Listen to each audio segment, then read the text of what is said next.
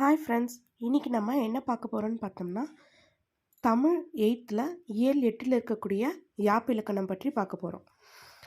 யாப்பிலக்கணம், இந்த யாப்பிலக்கணம் எதுக்கெல்லாம் பயன்படுத்துகிறாங்க அப்படின்னு பார்த்தோம்னா, ஃபஸ்ட்டு மரபு கவிதைகளை எழுதுவதற்கு இந்த யாப்பிலக்கணத்தை பயன்படுத்துகிறாங்க.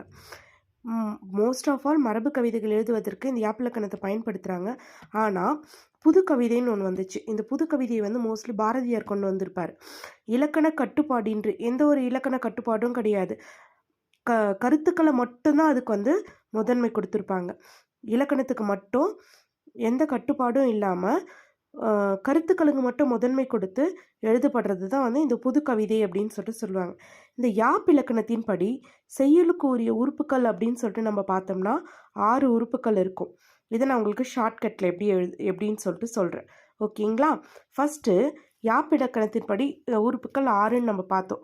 என்னென்ன உறுப்பு அப்படின்னு சொல்லிட்டு ஃபஸ்ட்டு பார்த்துடலாம். அப்புறம் நான் உங்களுக்கு ஷார்ட்கட் சொல்கிறேன். ஃபஸ்ட்டு எழுத்து, அசை, சீர், தலை, அடி, தொடை. ஓகேவா? ஃபஸ்ட்டு நம்ம இலக்கணத்தை என்ன பண்ணுவோம்? எழுதுவோம். ஓகேங்களா? அதுதான் எழுத்து. அந்த எழுத்து எப்படி எழுதுவோம்? நம்ம கையை அசைச்சு எழுதுவோம் இல்லைங்களா? அது ரெண்டாவது. எழுத்து எப்படி எழுதுவோம்? அசைச்சு எழுதுவோம். அதுதான் அசை. நெக்ஸ்ட்டு அந்த அசைச்சு எழுதுகிற எழுத்து எப்படி எழுதணும்? ஒரே சீராக எழுதணும்னா தான் அடுத்தவங்களுக்கு படிக்கிறதுக்கும் பார்க்குறதுக்கும் நல்லாயிருக்கும். ஒரே சீர் அப்படின்னா ஒரே மாதிரி எழுதணும்னா, ஒரே சீராக எழுதணும்னா பார்க்குறதுக்கும் படிக்கிறதுக்கும் நல்லாயிருக்கும். அதுதான் சீர். அதுக்கடுத்து நம்ம அந்த மாதிரி அழகாக எழுதணும்னா அடுத்தவங்க என்ன பண்ணுவாங்க? நம்மளை தலையில் தூக்கி வச்சு கொண்டாடுவாங்க. ஓகேங்களா? அதுக்கடுத்து அப்படி நம்ம எழுதுகிற எழுத்து நல்லா இருந்துச்சுன்னா தலையில் தூக்கி வச்சு கொண்டாடுவாங்க. அப்படி இல்லை, நம்ம எழுதுகிற எழுத்து நல்லா இல்லை அப்படின்னா நம்மளை என்ன பண்ணுவாங்க? அடிப்பாங்க. அதுதான் அடி. அப்போ அடித்தது மட்டும் இல்லாமல் என்ன பண்ணுவாங்க? தொடையை பிடிச்சி கிள்ளிடுவாங்க அப்படின்னு ஞாபகம் வச்சுக்கோங்க. புரிஞ்சுதுங்களா? ஓகே. இலக்கணத்தை நம்ம என்ன பண்ணுவோம்? எழுதுவோம். அதுதான் எழுத்து.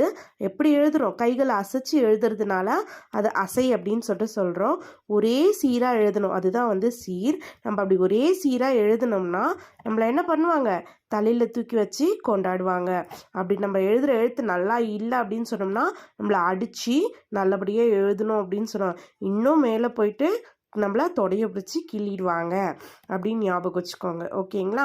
ஓகே. இப்போ எழுத்து அப்படின்னு சொல்லிட்டு பார்த்தோம். இப்போ எழுத்து அப்படின்னா என்னன்னு சொல்லிட்டு பார்த்தோம்னா யாப்பிலக்கணத்தின் படி எழுத்துக்களை 3ஆக பிரிப்பாங்க.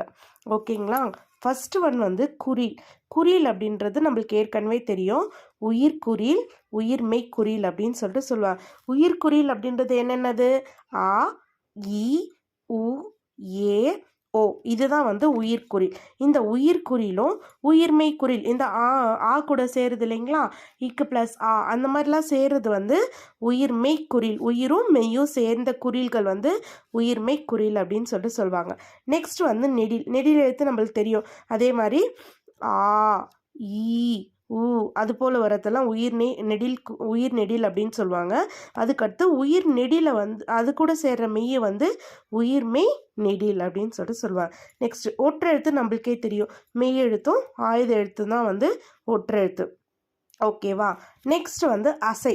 அசை 2 வகைப்படும். ஒன்று நேரசை, இன்னொன்று நிறையசை அப்படின்னு சொல்லிட்டு சொல்லுவாங்க. ஒன்று என்னது? நேரசை, இன்னொன்று நிறையசை. நேரசை. நேரசை அப்படின்னா என்னன்னு சொல்லிட்டு பார்த்தோம்னா குறில் அல்லது நெடில் தனித்து வந்தாலோ ஒற்றுடன் சேர்ந்து வந்தாலோ, ஒற்றெழுத்து என்னது? மெய்யெழுத்து. அப்படி இல்லைன்னா ஆயுத எழுத்து. இது கூட சேர்ந்து வந்துச்சுனாலும் அதை என்னன்னு சொல்லுவோம்? நேரசை அப்படின்னு சொல்லிட்டு சொல்லுவோம். அதாவது குறில் நெடில் தனித்து வந்துச்சுன்னா ஒரு குறில் எழுத்து, அப்படி இல்லைன்னா ஒரு நெடில் எழுத்து, அப்படி இல்லைன்னா ஒற்றுடன் சேர்ந்து வந்தாலும் நேரசை ஆகும். இப்போ பாருங்க, இது குறில் தனித்து வந்திருக்கான் நா அப்படின்றது. இது நெடில் கூட சேர்ந்து மெய்யெழுத்து கூட சேர்ந்து வந்திருக்கு, ஒற்று கூட. அதாவது குறில் தனித்து குறிலும் மெய்யும் சேர்ந்து வந்திருக்கு. இது நெடில் தனித்து வந்திருக்கு, நெடிலும் மெய்யும் சேர்ந்து வந்திருக்கு. இப்படி வந்துச்சுன்னா இது என்னன்னு சொல்லுவாங்க? நேரசை அப்படின்னு சொல்லிட்டு சொல்லுவாங்க. நெக்ஸ்ட் நிறையசை பார்க்கலாம். நிறையசை பாருங்க, 2 குறில் எழுத்துக்கள், 2 குறில் எழுத்து அல்லது குறில் நெடில் எழுத்துக்கள் இணைந்து வந்துச்சுன்னா, ஒரு குறில் ஒரு நெடில் அப்படி இணைந்து வந்துச்சுனாலும் அவற்றுடன் ஒற்றெழுத்து சேர்ந்து வந்துச்சுனாலும் அது நிறையசை. அதாவது 2 குறில் எழுத்தும் வரலாம், அல்லது குறில் நெடில் எழுத்து சேர்ந்தும் வரலாம், இணைந்தும் வரலாம். அப்படி இல்லைன்னா அவற்றுடன் ஒற்றெழுத்தும் சேர்ந்து வரலாம். இது பாருங்க, எடுத்துக்காட்டு பாருங்க. கா டா, இது வந்து 2 குறில் எழுத்து. ஓகேங்களா? காவும் குறில் தான், டாவும் குறில் தான். இப்போ கடல், இது 2 குறில் வந்திருக்குங்களா, கூட என்ன வந்திருக்கு, ஒரு ஒற்று எழுத்து, அதாவது மெய் எழுத்து ஒன்று சேர்ந்து வந்திருக்கு. அப்புறம் இது பாருங்க, கடா, ஒரு குறில் எழுத்து ஒரு நெடில் எழுத்து 2 வந்திருக்குங்களா.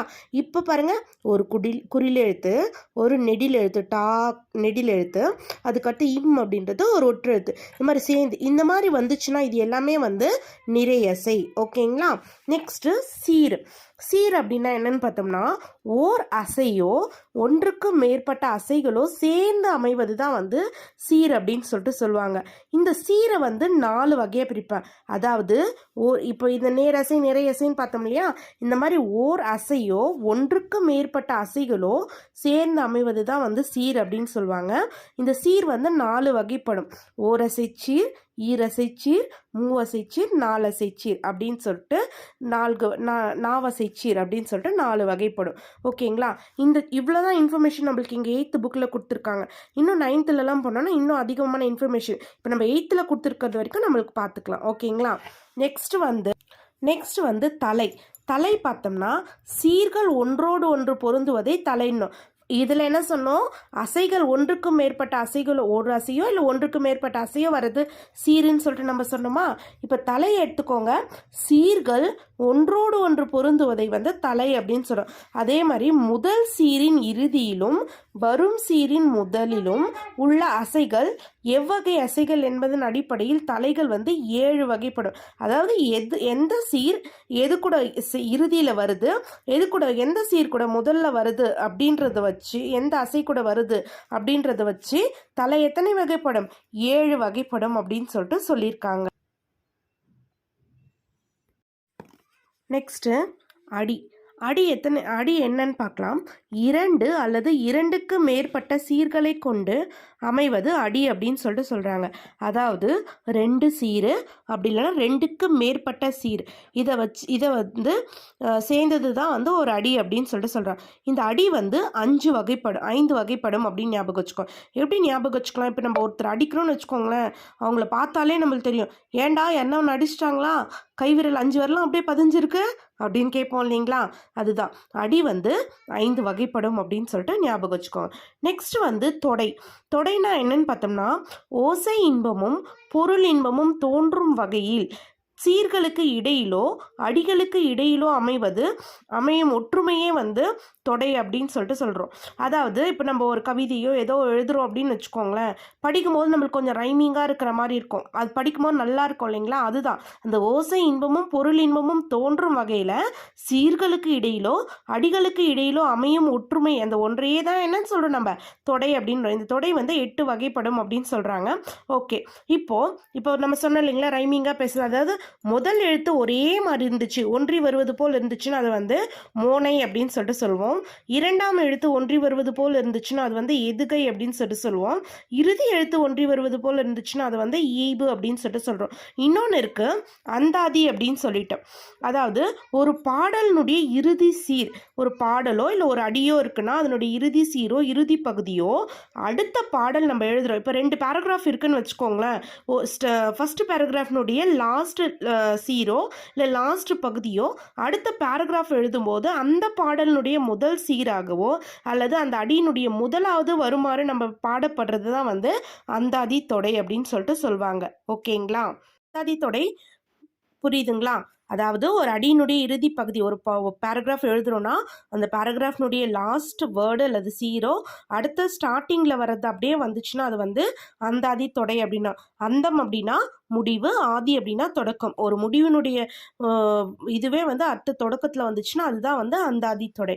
நெக்ஸ்ட்டு பா வகைகள். பா வந்து 4 வகைப்படும் அப்படின்னு சொல்லிட்டு நம்ம சொல்லலாம். இப்போ வெண்பா நீங்கள் எப்படி ஞாபகம் வச்சுக்கலாம்னா, வெண்ணிலான்னு ஒரு பொண்ணு இருக்கான்னு ஞாபகம் வச்சுக்கோங்க. வெண்ணிலா, அந்த பொண்ணு என்ன பண்ணுவா, எங்கே போனாலும் செப்பல் போட்டுட்டே தான் போவா. வெண்பா செப்பலோசை. ஓகேங்களா?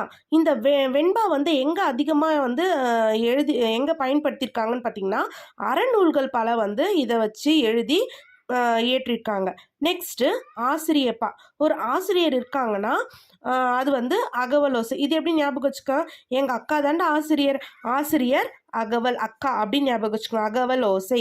இந்த அகவல் ஓசை இந்த ஆசிரியப்பாவை எங்கே அதிகமாக பயன்படுத்தியிருக்காங்கன்னா, சங்க இலக்கியங்கள் பல அமைக்கிறதுக்கு வந்து இந்த ஆசிரியப்பாவை வந்து பயன்படுத்தியிருக்காங்க. நெக்ஸ்ட் வந்து கலிப்பா. கலிப்பா வந்து துள்ளல் ஓசை. இந்த கலிப்பாவை எப்படி நம்ம ஞாபகம் வச்சுக்கலாம் அப்படின்னு பார்த்தோம்னா, இங்கே களி கேள்விப்பட்டிருக்கீங்க, கேழ்வரகு களி, உளுந்தங்களி இதெல்லாம் கேள்விப்பட்டிருக்கீங்க இல்லையா?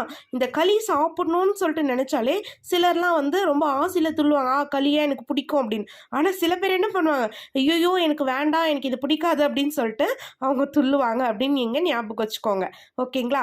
கலிப்பா, துள்ளலோசை. கலித்தொகையை வந்து கலிப்பாவனால ஏற்றிருக்காங்க. நெக்ஸ்ட் வஞ்சிப்பா. வஞ்சிப்பா அப்படின்றது வந்து தூங்குலோசை உடையது.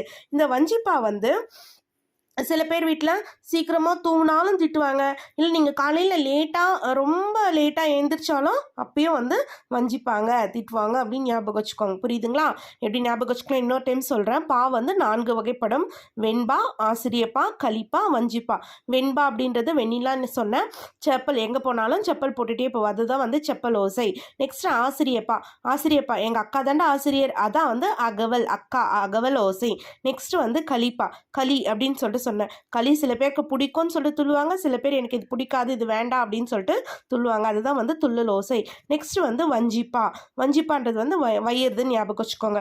நல்லா தூங்கலனாலும் திட்டுவாங்க, லேட்டாக தூங்கினாலும் இல்லை லேட்டாக எழுந்திரிச்சாலும் நம்மளை திட்டுவாங்க. இதுதான் வந்து தூங்குலோசை. அவ்வளோதாங்க. இந்த யாப்பிலக்கணம் 8th வந்து நம்மளுக்கு இவ்வளோ இன்ஃபர்மேஷன் தான் வந்து கொடுத்துருக்காங்க. நெக்ஸ்ட் வீடியோவில் வேறு சில இன்ஃபர்மேஷனோட உங்களை பார்க்குறேன். பாய்.